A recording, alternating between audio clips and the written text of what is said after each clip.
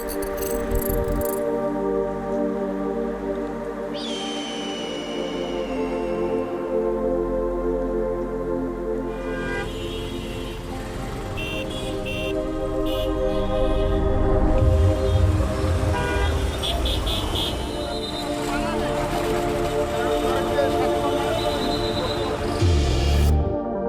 was one of the world's biggest cyber heists. A bank robbery of the online age that no amount of armed guards, armored cars, and heavily protected vaults could prevent. It was like a terrorist attack into the central bank. More than $80 million stolen from Bangladesh's central bank by hackers who, authorities say, tricked one of the world's most trusted financial institutions. It would have dropped like a bomb at the New York Fed. Only one official is facing charges, and most of the money is still missing.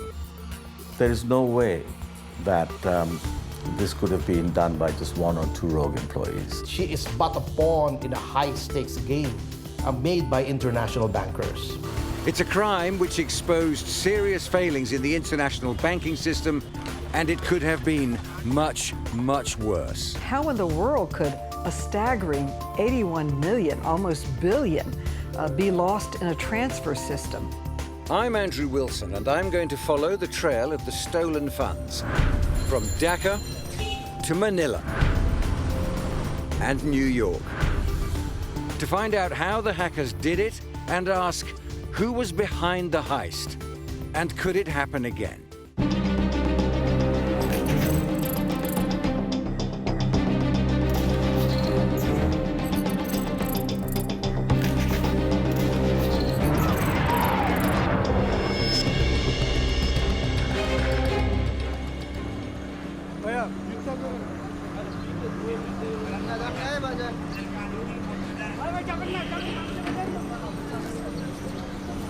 Dhaka, the capital of Bangladesh.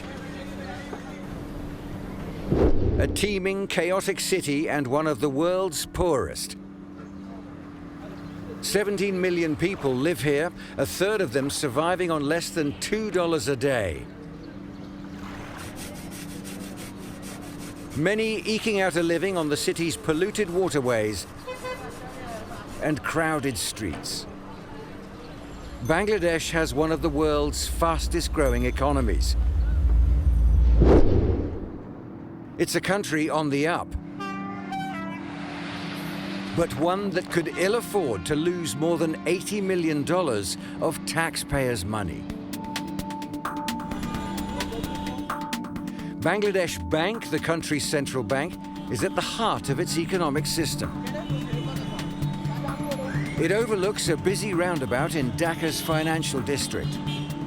High walls and tight security to stop anyone getting in who shouldn't be there. But sometimes physical barriers aren't enough. For this heist, nobody broke in and nobody took anything away. The entire crime was perpetrated electronically.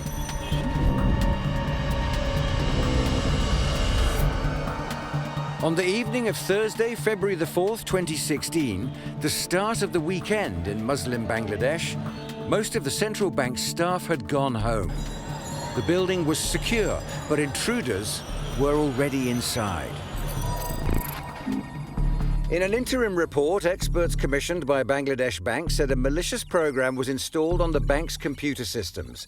The malware, possibly delivered via an infected email, collected passwords and usernames, and covered its own tracks.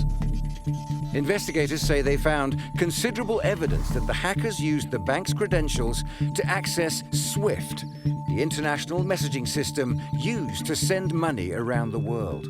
The hackers then generated 35 requests to transfer funds from Bangladesh Bank's account with the Federal Reserve Bank of New York. The orders came close to $1 billion. Most of the requests were blocked, but 4 did get through, and as a result, almost $81 million was sent to accounts at a bank called RCBC, thousands of miles away in the Philippines. I couldn't believe it, I tell you, because nothing like that, even a smaller thing like that never happened. So I was dumb, and actually for a while. Atiur Rahman was the governor of the bank when its systems were compromised and the money was stolen. I'm not blaming SWIFT, I'm not blaming Fed, I'm not blaming Bangladesh Bank, but the entire system was not strong enough to really withstand the kind of attack that it got. All institutions touched by the heist have denied they were at fault for the losses. They have, however, taken steps to improve security. According to one senior Bangladesh police investigator in late 2016, there were serious security lapses which made the central bank vulnerable. Reuters journalist Serajul Kadir has spoken to police sources and insiders at Bangladesh Bank. Yeah, cybersecurity was quite, vulnerable. It was very weak, and it was not up to the mark. With the modern technology. Police headquarters in downtown Dhaka. Detectives here are working with authorities in other countries in what has become an international investigation. They've yet to confirm how the hackers got into the system.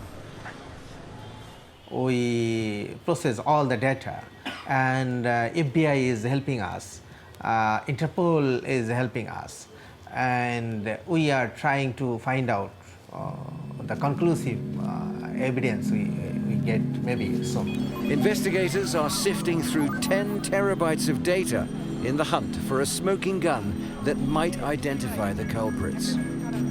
Though no bank insiders have been charged over the heist, police say they must fully investigate the possibility. We are looking into that. Maybe a bank employee?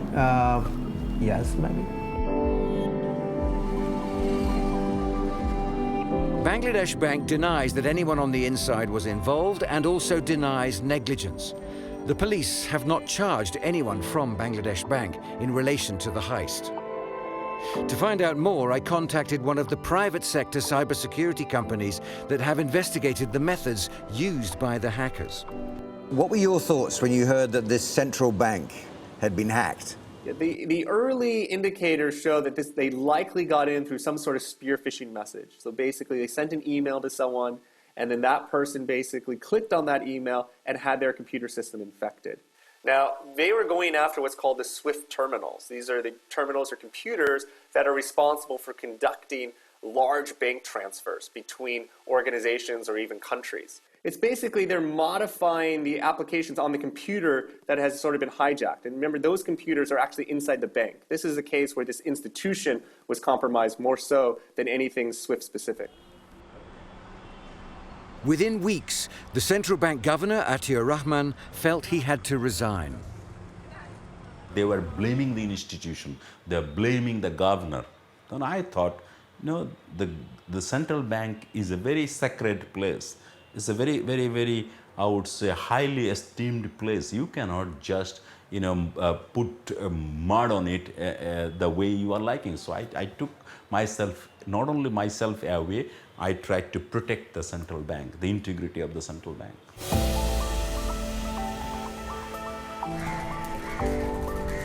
In Bangladesh, the investigation into who stole the $81 million continues. But it's quite possible that the hackers may actually have never set foot in the country. The missing millions were sent overseas, and I'm following the money trail to the Philippines, where electronic wire transfers became hard cash.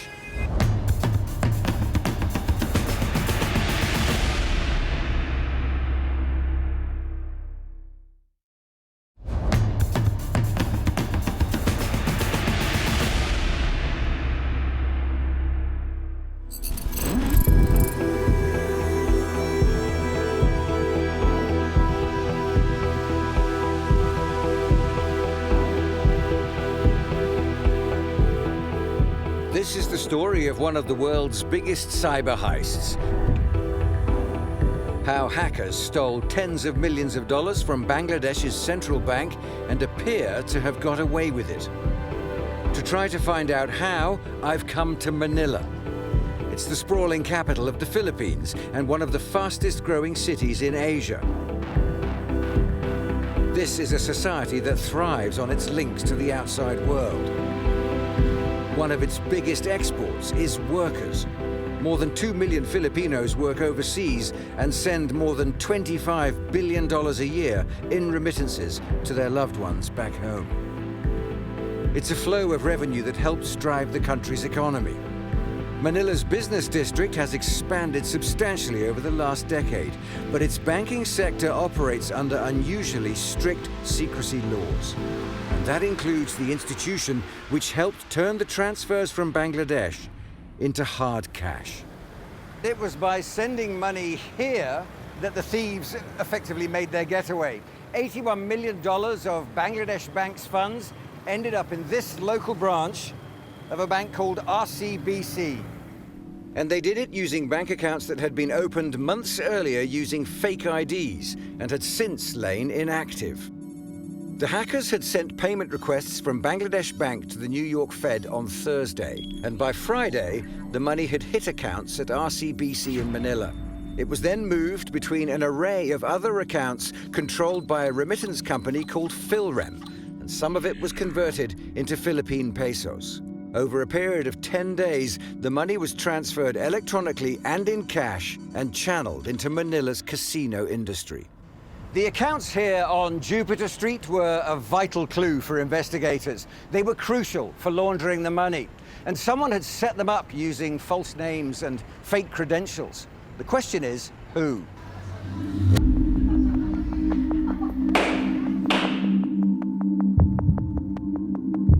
The Philippines Senate held an inquiry into the laundering of the proceeds of the heist. It heard that the accounts were opened by the manager of the RCBC Jupiter Street branch, a woman called Maya Digito. You tell the truth here.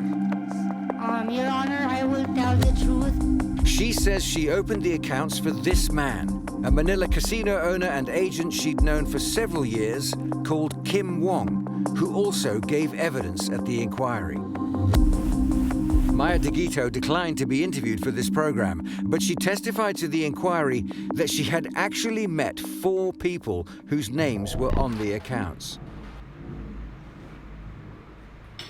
She's been represented by a lawyer who has an unusual taste in art. Mr. Wong vouched for their identities, presented documents which showed their identities, and requested her to open accounts in her branch on behalf of these 5 individuals.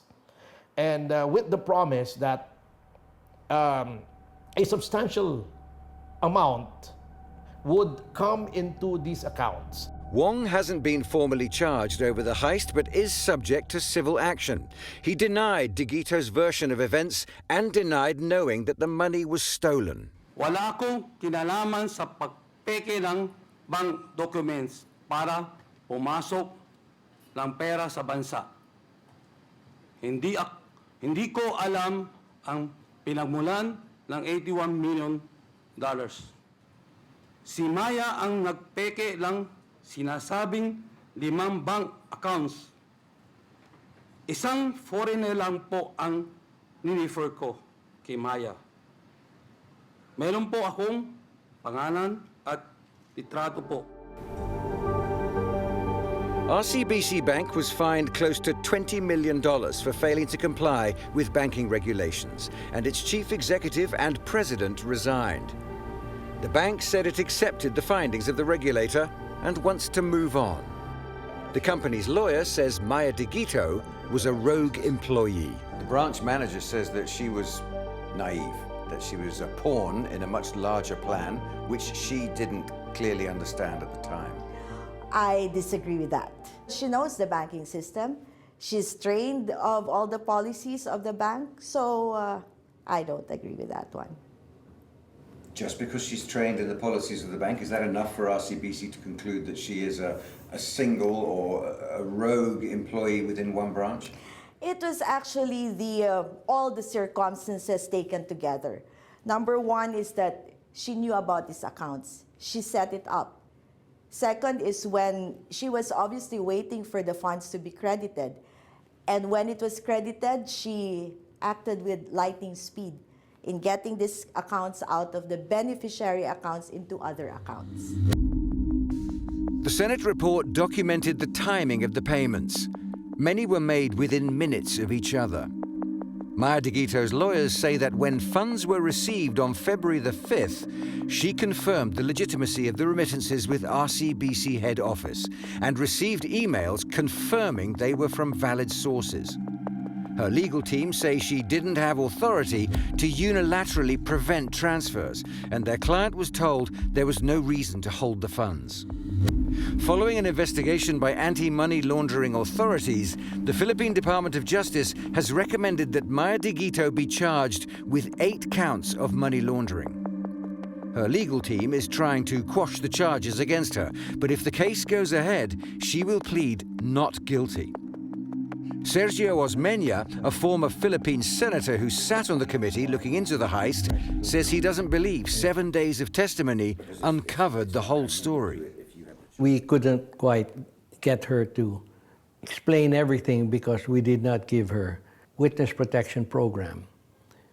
So I left it up to the AMLA. I said, okay, AMLA, you take care of Maya DeGito. They filed a case against her already, so she had to stop talking in the Senate because anything she said would be used against her in the case. At the Senate inquiry, one of DeGito's former colleagues said that at the time of the heist, she'd talked about being threatened. Marami po siyang sinabi, pero ang nag-stuck lang po sa mind ko na, sabi niya, I would rather do this than me being killed or my family. DeGito's lawyer denies the threat was made. He says she's determined to prove her innocence and didn't know she was being used to bring fraudulent money into the country. He also says she's been offered a deal to speak to the FBI, which has been leading an international investigation into the heist. The FBI has declined to comment. Yes, there was an offer. It was a standard offer for her. It came under the nomenclature of a queen for a day, wherein she would say everything and she would be given limited immunity. We came to the conclusion that it would not offer enough protection for my client, so we had to politely decline the offer of the FBI. When the money left RCBC, it was paid to accounts at the Philrem Remittance Company. Philrem was run by Michael and Salud Bautista. They, along with Kim Wong and the company that owns a casino called Solaire, are the subject of pending legal action by money laundering authorities to try to recover some of the stolen money. Kim Wong and Solaire say they are complying with the authorities. The Bautistas have not responded to our request for comment. We accounted the $81 million, and we filed several civil forfeiture cases against Solaire, against the company of Kim Wong, against Kim Wong himself, and Philrem. And the total of our claim is around more or less $81 million. The AMLC also filed criminal complaints against Maya DeGito, Kim Wong, and Philrem executives, including Salud and Michael Bautista. They were considered by the Philippines Department of Justice. But the only case the Justice Department is pursuing is that against Maya DeGito. The AMLC has asked them to reconsider the complaint against Wong and the Bautistas and is waiting for a decision. Wong has declined to comment, and the Bautistas have not responded to our inquiries. We asked the Department of Justice why it wasn't taking the other cases forward, but it declined to comment. One stumbling block for the Senate inquiry was the unusually high level of privacy afforded to bank accounts. The Philippines, along with Switzerland and Lebanon, has one of the most secretive banking sectors in the world. These secrecy laws are almost unique to the Philippines banking system, although it has to be said widely supported by the majority of lawmakers here.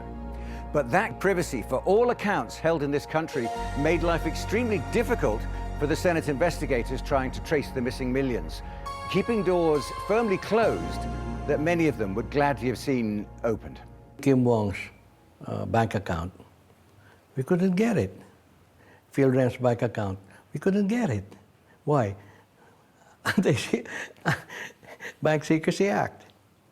It stopped us from getting the whole picture. It stopped us from tracing the money because we couldn't get the bank accounts of anybody. Almost $15 million has been recovered, according to the official Philippine Senate report, some of it handed over by Kim Wong, who denied knowing it was stolen. The AMLC says Philrem still holds $17 million of the stolen money and is suing for its return. The company denies it has the money. Almost $50 million has been traced to casinos and gambling junket operators, according to the AMLC investigation. But none of that $67 million has been recovered. Gambling junkets are paid-for trips that attract high-spending visitors, many from China. According to the Senate report, most of the $81 million was channeled to casinos and junkets, which were effectively being used by the criminals to complete the getaway. It said tens of millions of dollars from the heist were used to buy chips that were gambled by junket groups on Manila's tables. According to the inquiry, one group had known winnings of more than $5 million, but the junket operators could have made much more than that. The casinos denied knowing where the money came from, and it's not known whether the gamblers knew the money they'd borrowed to play was stolen.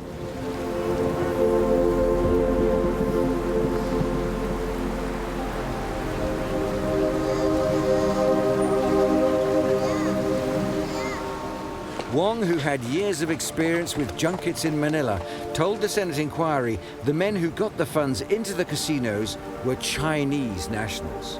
Gao Shuhua, who he'd known for 8 years, and Ding Zhizhe, who was based in Macau. The inquiry said much of the money was transferred to casino accounts in Ding's name. The men are of high interest to investigators. They were gone. They left the country. Well, I don't know because there's no record of their having left the country, but they were gone. We couldn't get hold of them. How do you think it was so easy for them to disappear? Oh, it's easy in this country. We have a very porous border. And you bribe anybody and you'll get out. The casinos were used for turning the electronic money transfers into hard cash, though there's been no inference they knew the funds were stolen. They weren't covered by money laundering laws at the time and weren't required to record large transactions. For Sergio Osmeña's committee, the heist exposed serious flaws, and they were flaws that were predictable. I was concerned, especially in 2010, when they were going to develop the 4 big casinos here. When they did that, I said, it's time that we updated our money laundering law, because this is going to be very bad for us. The senators knew, and the congressmen knew, that money laundering would happen, except that they're probably going to wait for the first big thing to explode. And so it so happened that in 2016, this thing exploded, so we were able to get them to plug the loophole on the money laundering and casinos. The Senate inquiry made more than a dozen recommendations, which included extending money laundering laws to casinos and making it easier to access information about bank accounts. New laws covering the casinos were passed in July 2017, and earlier that year, the Philippines appointed a new central bank governor who vowed to make it harder for dirty money to enter the financial system. But Osmeña says he found it hard to get politicians to act. We have the strictest bank secrecy law in the world, and I can't get any of my congressmen and senators to amend that law. That's another reason why it still would be tempting for somebody to come and launder money in the country.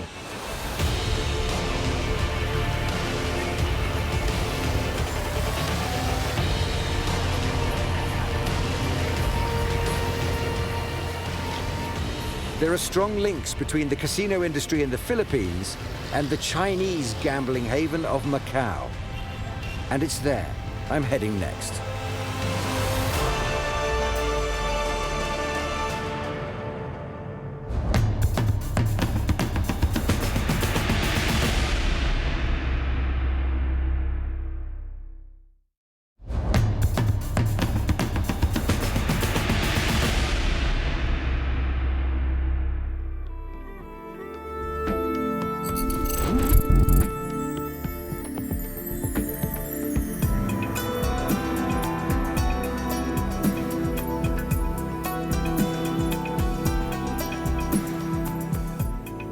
I've come to Macau, a former Portuguese colony, now part of China, that many called the Las Vegas of the East.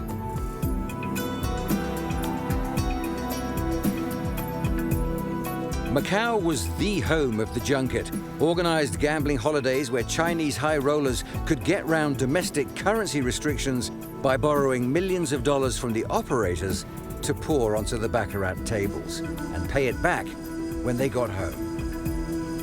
According to Kim Wong, it was in Macau that Ding Chizur, one of the Chinese men who operated the junkets in the Philippines, was based. And a crackdown in Macau and weak money laundering laws in the Philippines made Manila's gambling tables increasingly attractive to Chinese high rollers. Restrictions on cash moving from the Chinese mainland to Macau had been introduced because of concern that corrupt officials were betting embezzled money there, in casinos where, according to one supervisor, few questions were asked. Tell us about how people enjoy the gambling. Why is it addictive? 因為過程刺激，再加埋嗰個上落數大，我唔知佢哋啲錢係點樣嚟啊，但係佢哋可以上落到即係去到最大可以賭到成300萬一鋪嘅，咁一場個上落數可以去到幾千萬都有。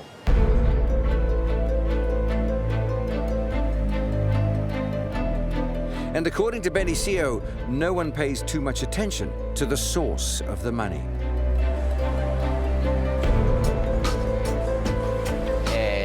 即係點會談論啲客嘅？私底下會咯，但係賭台唔俾嘅，唔俾嘅。即係喺賭台以外，我哋會講，但係賭台範圍唔會講啲客啲嘢嘅。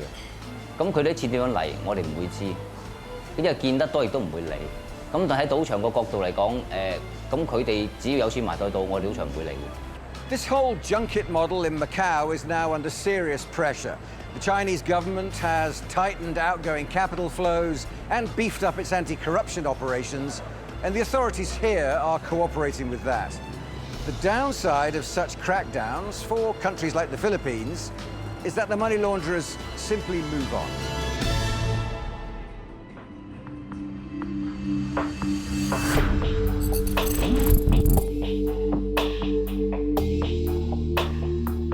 New York City, one of the world's biggest financial centers and home to one of its most important financial institutions. The Federal Reserve Bank of New York, or the Fed. Its Manhattan headquarters sit on top of 508,000 gold bars, and it handles around $800 billion of payments every day. Jonathan Spicer reports on its activity, which moves markets around the world. Well, no one thinks as the Federal Reserve in terms of cyber heists. Usually, you think of economics, you think of labor markets, you think of macro models that the U.S. central bank and its economists are poring over to try to decide what to do about interest rates. It turns out, of course, that there's about $3.5 trillion of foreign funds being held at the New York Fed, and the Fed is basically account custodian for 250 foreign entities around the world. And its customers included Bangladesh's central bank. And it was to the New York Fed that the hackers sent 35 messages requesting payments from the Bangladesh bank account. Things could have been a lot worse, but for an extraordinary coincidence. Millions of dollars, hundreds of millions, were never transferred because the name Jupiter in the address for the bank happened to match that of an oil tanker, nothing to do with the heist, but on the list of US sanctions against Iran. As a result, most of the transfer orders were flagged as suspicious and blocked by the Fed. And there were other reasons the transfer requests could have aroused suspicion. They were different to most payments made by Bangladesh Bank. They weren't formatted properly, and these were large payments to individuals rather than organizations.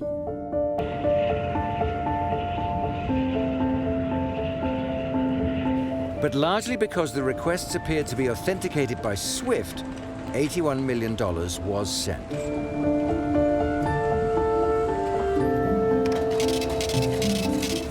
When I use my card in a foreign country, for example, or for a sudden large purchase, it can trigger a simple fraud inquiry from my bank. Real-time monitoring. The technology is quite straightforward. But in the case of the heist, Nothing like that happened at the Fed. The vast majority of these payment requests that arrive on the doorstep of the New York Fed are automatically executed. They come to the SWIFT network, they have all the boxes ticked, they're SWIFT authenticated, and so they automatically go out the door. But Fed staff were concerned enough about some of the payments to try to contact Bangladesh Bank. At the end of Thursday, they sent a message using SWIFT, and 2 more on Friday. But hackers had compromised Bangladesh Bank's SWIFT system and sabotaged a crucial printer in the Dhaka office. It wasn't until Saturday that Bangladesh Bank staff realized what had happened and tried to contact the Fed urgently, but could only use numbers they found on the internet, lines that weren't answered at the weekend. On Monday, Bangladesh Bank finally got messages through to New York saying they'd been hacked. They would have been seen as staff arrived for work in New York at 7:30 in the morning. Former Fed employees familiar with the bank's workings told Reuters that the news would have been devastating. People said it would have dropped like a bomb. Someone said everyone would have freaked out. Every lawyer within the U.S. Central Bank would have been contacted. And this explains in part why when the gravity of the situation did occur to the New York Fed, there was a very odd and very troubling, from Bangladesh's perspective, a period of silence that lasted almost a day. One former insider at the Fed said they would have been concerned that its payment system had been exploited by the hackers. It was definitely a surprise because I know that they take security so seriously there at the Fed, and they put so much energy towards making sure that only the right people have the right access to the right information at the right time. Were you surprised when you found that such a large amount of money had passed through the Fed and out the other side, as it were? Well, the Fed certainly manages a lot of money every single day, and I think the people that work there are aware that it's a very high-stakes game, whatever work that they're doing there. So the dollar amounts didn't faze me. It was more about the idea of that there was any kind of security breach and that anything had gone wrong in the procedures or the communication between different central banks. And the implications of what had happened were sinking in beyond the banks. Once it became clear that an internationally recognized and respected institution like the Federal Reserve had been caught up in the heist, questions started being asked here in Washington. Alarm bells were ringing about security and reputation, and US lawmakers wanted answers. US Congresswoman Carolyn Maloney was one of the first public officials in America to ask questions. How could this happen? This is the Fed, the Federal Reserve. This isn't any bank. This is the backbone of the financial system, not only in America, but in the world. And how in the world could a staggering 81 million, almost billion, be lost in a transfer system? And if the transfer system doesn't work and it's not accurate, then it puts the whole banking system, the international banking system, at risk. I was like horrified. If this transfer wasn't secure, then no transfer is secure. So it's a very, very serious issue, and cybersecurity, I would say, is one of the most pressing issues of our time. The Fed declined our invitation to provide someone for interview, but said this: while the event in February 2016 did not result in a breach or compromise of the New York Fed's systems, we did view this as an opportunity to further strengthen the safety of global payments. The New York Fed performs certain screening of and diligence on funds transfers sent both to and from the accounts of foreign central banks on our books. The robustness of cybersecurity around the global payment system must continue to be a priority for each participant in the chain. Finger pointing was happening both privately and publicly, as it turned out, between the Federal Reserve, Bangladesh, SWIFT, and then increasingly officials in the Philippines, where much of the money ended up disappearing into the casino system there. So you had the squabble that became louder and louder and more public. And then also the New York Fed took some steps, as we reported, based on conversations with those familiar with the moves, to bring in a 24-hour hotline for all clients. Something that, you know, for your everyday observer seems like kind of an obvious move, especially when you're sitting atop nearly $3.5 trillion. You want to allow for your clients to quickly get in touch with you and not just rely on this SWIFT system and an archaic convention of communicating that way. Brussels, Belgian capital and home to European institutions, as well as the headquarters of SWIFT, a cooperative organization owned by the banks that use it. Well, in 1973, you have to go back to then, banks were sending messages to each other using the telex. Imagine getting 10,000 faxes a day. Not very secure, not very automated. So 239 banks from 15 countries said, hey, let's use computers, 1973. Let's use global telecommunications and try to get it to work. And they formed the Society for Worldwide Interbank Financial Telecommunication, SWIFT. And today, fast forward, it's thousands of banks, 200 countries, and trillions of dollars a day flow through the SWIFT network. Over 10 trillion a day now. And it was SWIFT's messaging system that the hackers accessed to send messages to the Fed. We always realized that SWIFT's weak spot were at the user's terminal, at the endpoints, because we're not responsible for the physical security and for them keeping their own passwords safe and secure and other credentials. And over time, you can imagine as cybercrime became much more sophisticated, SWIFT should have been doing more, or could have been doing more, as we all know today. SWIFT declined to be interviewed, but said there is no indication that SWIFT's network or core messaging services have been compromised in the recent attacks on banks. While our customers are individually responsible for the security of their own environments, we fully recognize that the security of the industry as a whole is a shared responsibility. In mid-2016, we launched a customer security program to reinforce the local security of their SWIFT-related infrastructure. And the organization has introduced changes. Users like Bangladesh Bank now require more than just a username and a password to log in. SWIFT has done tremendous things to strengthen its interfaces with two-factor authentication, you know what that is, and other things to strengthen the software. They've had audit requirements for controls. They're certifying third-party providers. They have daily reconciliation reports, so you see what SWIFT has sent, whether or not you've sent it. If it's fraudulent, you'll see it. Anomaly detection. You know, you've never sent a message on Friday night to a casino. Maybe we should hold that until we talk about it. They've done a lot. But back in Washington, there are still doubts about depending on a single system.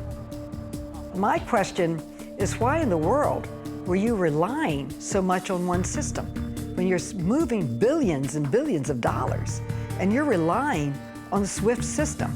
Now, if the SWIFT system doesn't work right, then the whole thing falls. Under pressure over the heist, changes have been made at some of the big institutions. But will they be enough to stay ahead of the hackers?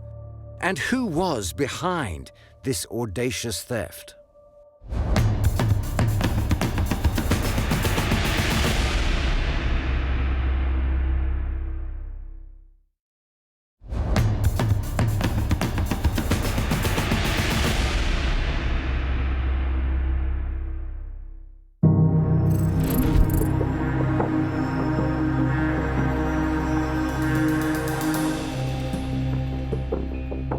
This is the story of one of the world's biggest cyber heists, how hackers stole $81 million from Bangladesh Central Bank and appear to have got away with it. Or have they? The FBI is on the case and inquiries are continuing around the world. Efforts are being made to trace the missing money, but will the bank ever get it back? Could it happen again? And who was behind it? I've come to London to talk to the lawyer who, on behalf of Bangladesh Bank, is working with authorities in the Philippines to recover the stolen funds. Obviously, they're doing everything that they can to freeze the assets, and I'm happy to say that they have taken effective steps to freeze all the money. The sad part is, like in many parts of the world, the system is slow because it's very formal, has to go through the steps that need to be taken, and it may be a very long time before we know what the result's going to be from the justice delivery system in the Philippines. And if the stolen money can't be recovered, he says Bangladesh Bank will then consider seeking recompense in other ways. We're doing everything possible to recover the funds. If we are not able to do it within a particular time limit, then we will look at other options, litigation and so on. You've mentioned RCBC in the Philippines, but you haven't mentioned the casinos. Are they of concern to your inquiry at all? For my purposes, from a strictly legal point of view, I'm just following the money up to the banks, because I think using the phrase, the buck stops with RCBC, as far as we are concerned. Bangladesh Bank says it's planning to file a civil lawsuit against RCBC. But RCBC says it has been a victim of Bangladesh Bank's negligence and denies liability. Liability would probably attach if, number one, RCBC was the one who stole from Bangladesh, which we did not. We had nothing to do with the exiting of the funds from Bangladesh Bank. And second is if RCBC has possession of those funds, which we do not have. So on the basis of those, yes, we cannot subscribe to any hypothesis that the bank is liable. The RCBC bank manager, Maya Digito, is likely to be tried for money laundering offences. Bangladesh police have requested information from Chinese authorities about the junket operators Gao and Ding, and say they want to know if the men are under arrest in China and if they've been interviewed about the heist. So a prosecution is now being prepared thousands of miles away in Manila, but it's broadly accepted that it's the FBI that's best placed to move the investigation forward. How much progress it's making is less clear. And of course, there's still the question of who was actually behind the heist. What happened to much of the money that was played at casino tables in the Philippines isn't known. But analysis by US authorities and cybersecurity experts contacted by Reuters says the digital fingerprint found at the scene of the crime, Bangladesh Bank's computer systems, points to North Korea.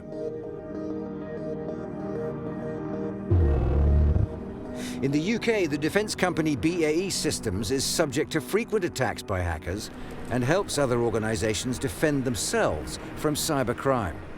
According to its experts, the Bangladesh Bank heist bears the hallmark of other attacks, a distinctive code used to erase the tracks of hackers that also featured in an attack on Sony Pictures in 2014.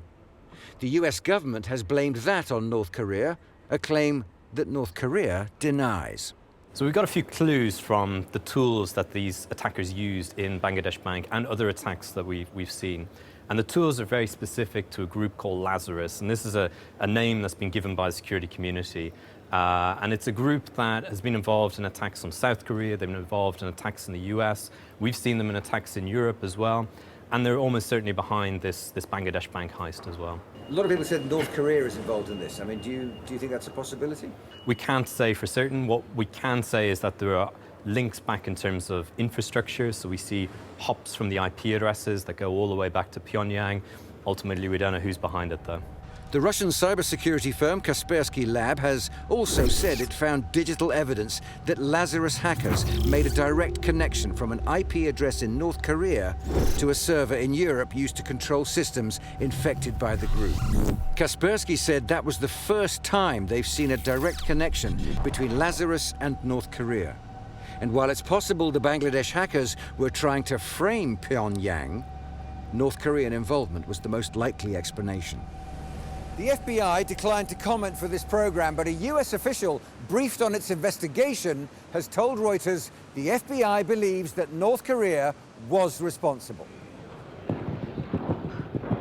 And in 2017, the then deputy director of the National Security Agency said private sector research linking North Korea to the heist was strong. With that linkage from Sony actors to the Bangladeshi bank actors is accurate, that means a nation state is robbing banks. That's a big deal in my view. That's different. And do you believe that there are nation states now robbing banks? Is that your assessment? I do.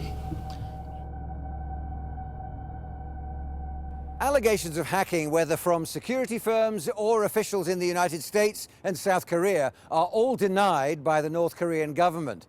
But no matter who is behind the Bangladesh bank job, North Korea or an unknown crime syndicate, could there be another cyber heist? Well, there have already been more attempts. In 2017, Taiwan's Far Eastern International Bank was attacked by hackers trying to steal millions of dollars using the SWIFT payment system. The banks declined to comment. Russia's central bank has said hackers took control of computers at an unnamed Russian bank in 2017 and used the SWIFT system to steal $6 million. And in February 2018, hackers tried to steal nearly $2 million from India's City Union Bank. The bank said there were similarities with the Bangladesh case. SWIFT won't comment on individual cases, but the head of its customer security program has confirmed that there have been more attacks. I spoke to the security executive at SWIFT, and he told me that these attacks, the attempts keep happening. He wouldn't say how often or how successful they were, but he said that these attackers are relentless. And one of the reasons that they're relentless and they haven't stopped is because I'm pretty sure it must still be working. If they weren't making money, they would move on to something else. James Lewis is a cybersecurity expert who's advised the UN and American government on information security. I think the issue is the people who connect to SWIFT. And this is a larger pattern we've seen in cybersecurity as the primary target becomes harder, takes measures to defend itself. The attackers move upstream. In a statement, SWIFT told us attacks will continue to focus on the entry points to payment systems at financial institutions, which is why SWIFT is dedicating significant efforts and resources to our customer security program. This is an ongoing challenge, and it is important that both SWIFT and our customers adapt our approaches over time as the threat evolves.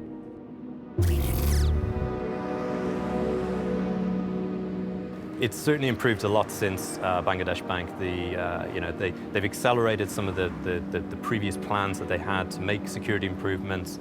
They're now rolling out a program of what's called 27 controls to make sure that all banks using SWIFT are actually following out good best practice security. SWIFT has to take the bull by the horns and raise the level of competence. Anybody using the SWIFT system has to be good enough and alert enough.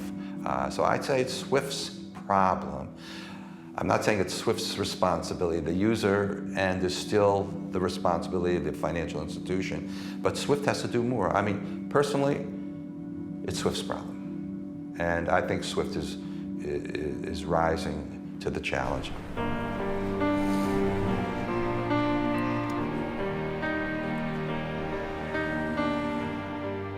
On the trail of the missing millions, I've visited many places, from the heart of the global financial system to developing countries, all with different levels of technological sophistication. But their banks all share one thing, the messaging system SWIFT. And hackers have realized its users can make themselves vulnerable. Maybe Bangladesh is a victim, but it is at the cost of Bangladesh that the global payment system is improving. From the biggest central banks and from SWIFT, the largest global banks, to the smaller banks, we're all part of the same problem. And trust in international financial institutions is vital. If you can't trust the Fed or the SWIFT system or the transfer system, then you don't even have a banking system. Because what happens when people don't trust financial institutions, they pull their money out of them. They don't hire people. They don't invest in businesses. They don't go forward. They all know this is a wake-up call, and they're not going to get a second chance. But enforcing the highest standards internationally is a challenge. Where I think the vulnerability is that there isn't a more global, coordinated response to these threats. And the hackers have not gone away. It may not be the exact same type of hack because they have cleaned up some of those vulnerabilities, but there's going to be other places where they can get in and potentially steal large amounts of money. Defenders come up with a little better defense, and the attackers figure out a way around it. So until the day comes when countries agree to prosecute cyber criminals, we'll just continue to see this kind of back and forth. This will continue. The Bangladesh heist was a wake-up call for the international banking system.